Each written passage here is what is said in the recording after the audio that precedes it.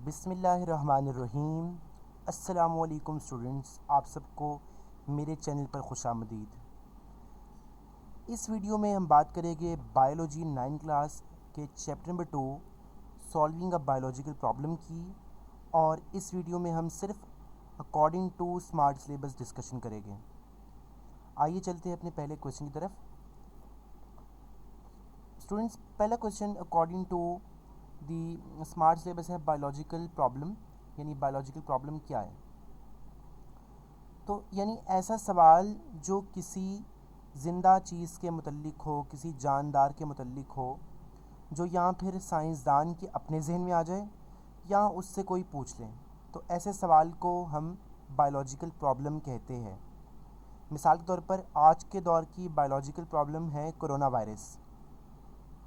आगे चलते हैं। बायोलॉजिकल मेथड, यानी बायोलॉजिकल प्रॉब्लम को कैसे सॉल्व किया जा सकता है। तो बायोलॉजिकल प्रॉब्लम को सॉल्व करने का एक तरीका है जिसके हम कुछ स्टेप्स अभी देखेंगे अगले स्लाइड्स में। उस तरीके को हम बायोलॉजिकल मेथड या साइंटिफिक मेथड भी कहते हैं।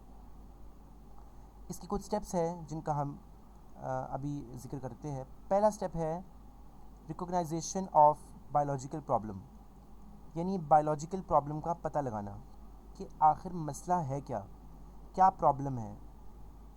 उसके बाद उस मसले की ऑब्ज़र्वेशन करना, यानी अपने ख़वासे हमसा का इस्तेमाल करना, अपने सेंस ऑर्गन्स को यूज़ करना, अपनी आँखों को, अपने कान को, अपने हाथों को, अपनी ज़ुबान चख कर और छू कर, इन सब सूंघ कर, अपनी नाक को, इन सब ऑर्गन्स को यूज़ करके एक ऑब्ज़र्वेशन को फाइंड करना, जो क्वांटिटेटिव भी हो सकती है और क्वालिटेटिव भी हो सकती है।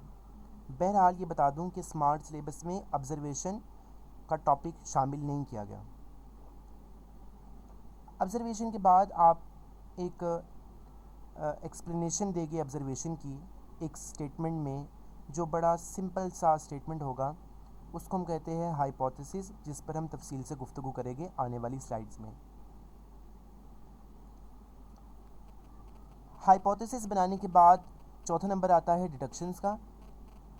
डिडक्शंस हाइपोथेसिस के लॉजिकल कॉन्सिक्वेंसेस होते हैं, यानी हाइपोथेसिस जो पेश की गई है उसके क्या क्या नतीजे आ सकते हैं, उसको हम डिडक्शन कहते हैं। डिडक्शन के बारे में भी हम तफसील से बात करेंगे। डिडक्शन के बाद जो हमारा बेसिक सबसे इम्पॉर्टेंट स्टेप आता है वो है एक्सपेरिमेंटेशन, यानी तजुर्बा। इस तजुर्बे की बिना पर जो नतीजा अखज़ किया जाता है, सबसे पहले हमने उसको समराइज़ करना होता है, उसको कलेक्ट करना होता है, उसको समराइज़ करना होता है, और उस समराइज्ड रिज़ल्ट को फिर हम पब्लिश करते हैं यूनिवर्सिटीज़ में, जर्नल्स में, या फिर किसी जर्नल में। अब हम बात करते हैं हाइपोथेसिस की फॉर्मेशन की, कि हाइपोथेसिस क्या है और ये इसकी क्या करैक्टर्स हैं। तो सबसे पहले तो ये बात इम्पॉर्टेंट याद रखनी है आपने कि हाइपोथेसिस ऑब्ज़र्वेशन की टेंटेटिव एक्सप्लेनेशन है, यानी जो आपने मुशाहिदा किया उसको आपने एक जुमले में, एक सिंपल से लॉजिकल से जुमले में आपने बता देना है, उसको हम कहते हैं हाइपोथेसिस। अब ये हाइपोथेसिस कैसी होनी चाहिए? पहली बात तो ये एक जनरल स्टेटमेंट होना चाहिए, बहुत कम्प्लेक्स नहीं होना चाहिए, क्योंकि ये अभी बायोलॉजिकल मेथड के पहले स्टेप्स है, तो इसमें ज़्यादा कम्प्लेक्सिटी में नहीं जाना। दूसरी चीज़, ये एक टेंटेटिव आइडिया होना चाहिए। तीसरा, it should agree with available observation, यानी ये ऑब्जर्वेशन के ऐन मुताबिक होना चाहिए। ऐसा ना हो कि आपकी हाइपोथेसिस ऑब्जर्वेशन से बिल्कुल मैच ही ना कर रही हो। इसके साथ साथ ये उसने कहा है कि ये सिंपल होनी चाहिए, जिस हद तक आप इसे सिंपल रख सकते हैं उतनी सिंपल होनी चाहिए। इसके साथ साथ ये टेस्टेबल होनी चाहिए, यानी इसको आप टेस्ट कर सकें, इसका आप एक्सपेरिमेंट कर सकें और साबित कर सके क्या ये गलत है या नहीं। यानी एक ऐसी जुमला होना चाहिए जो टेस्टेबल हो। अब इस हाइपोथेसिस के बाद आगे चलते हैं डिडक्शन पे। डिडक्शन जो आपकी हाइपोथेसिस थी, उस हाइपोथेसिस के लॉजिकल कॉन्सिक्वेंसेस होते हैं, यानी हाइपोथेसिस का जो हाइपोथेसिस पेश की गई है उसका क्या नतीजा आ सकता है। कुछ मिसालों से वाज़ेह करूँगा। मिसाल के तौर पर, अगर एक परिंदा उड़ता है और वो इसलिए उड़ रहा है क्योंकि उसके पर हैं, तो आप ये बोलेंगे ये एक हाइपोथेसिस का लॉजिकल कॉन्सिक्वेंस ऐसे निकालेंगे कि जितने भी जानदार पर वाले हैं वो सब भी उड़ेंगे, उन सबको भी उड़ना चाहिए, ठीक है। यानी इसमें अगर ऐसा है तो फिर ऐसा होना चाहिए, अगर ये है तो फिर सबके साथ ये होना चाहिए। तो ये इसमें इफ़ एंड देन का लॉजिक इस्तेमाल हो रहा है, इफ़ एंड देन का लॉजिक। इसके बाद हम चलते हैं एक्सपेरिमेंटेशन की तरफ, जो हमारा बायोलॉजिकल मेथड का सबसे इम्पॉर्टेंट और बेसिक स्टेप है। इसमें होता क्या है कि बायोलॉजिस्ट हाइपोथेसिस को टेस्ट करते हैं क्या हाइपोथेसिस ठीक थी या गलत थी। अगर हाइपोथेसिस ठीक हुई तो हम उसको एक थ्योरी का रुतबा दे देंगे, और अगर वो गलत हुई तो फिर उसको रिजेक्ट कर देंगे और नई हाइपोथेसिस निकालेंगे। आगे चलते हैं। जैसे मैंने अभी आपको बताया कि अगर हाइपोथेसिस का टेस्ट किया गया, एक्सपेरिमेंट किया गया और वो सही साबित हो गई और बार बार टेस्ट करने के बावजूद उसमें कोई गलती ना निकले, तो उसको हम कहते हैं थ्योरी। अब इस थ्योरी को सपोर्ट करने के लिए आपके पास बहुत ज़्यादा सबूत और मवाद चाहिए। मिसाल के तौर पर थ्योरी ऑफ एवोल्यूशन। अब स्टूडेंट्स, ये थ्योरी ऑफ एवोल्यूशन जो है वो एक थ्योरी है, एक लॉ नहीं है। मैं आपको बताऊंगा लॉ और थ्योरी में फ़र्क क्या होता है।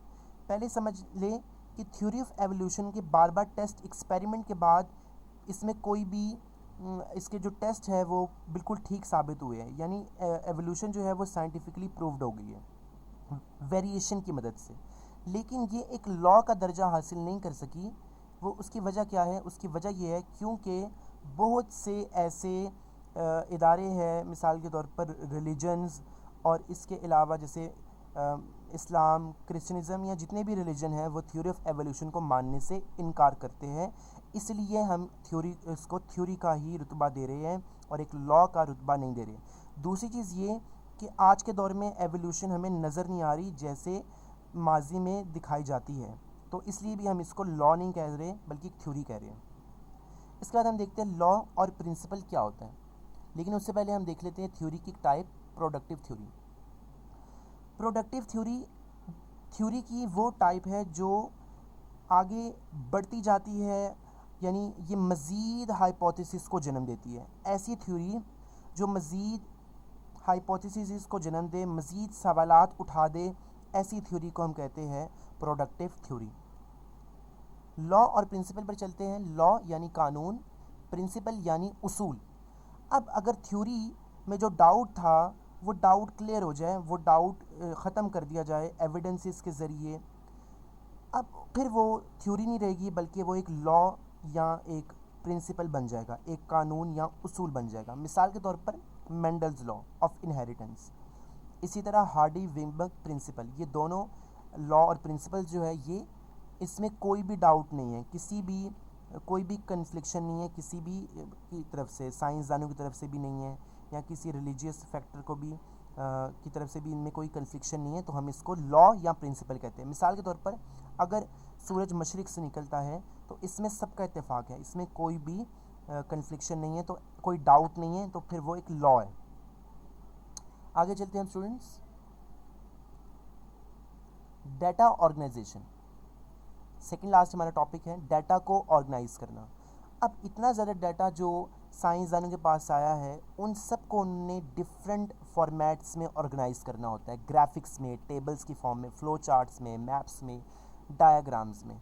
तो ये आपने बता देना है कि वो किस तरह से डाटा को ऑर्गेनाइज करते हैं। इसके बाद डाटा एनालिसिस की बात करें तो डाटा एनालिसिस बहुत ज़रूरी है प्रूफ करने के लिए कि हाइपोथेसिस ट्रू थी या नहीं। अब ये रेशोज़ और प्रोपोर्शन की मदद से होता है। रेशो जैसे आप जानते हैं मैथ की बड़ी सिंपल टर्म है, दो चीज़ों के दरमियान रिलेशन को हम कहते हैं रेशो। इसको हम डिवीजन के साइन से भी डोनेट कर सकते हैं और कॉलन से भी डिनोट कर सकते हैं।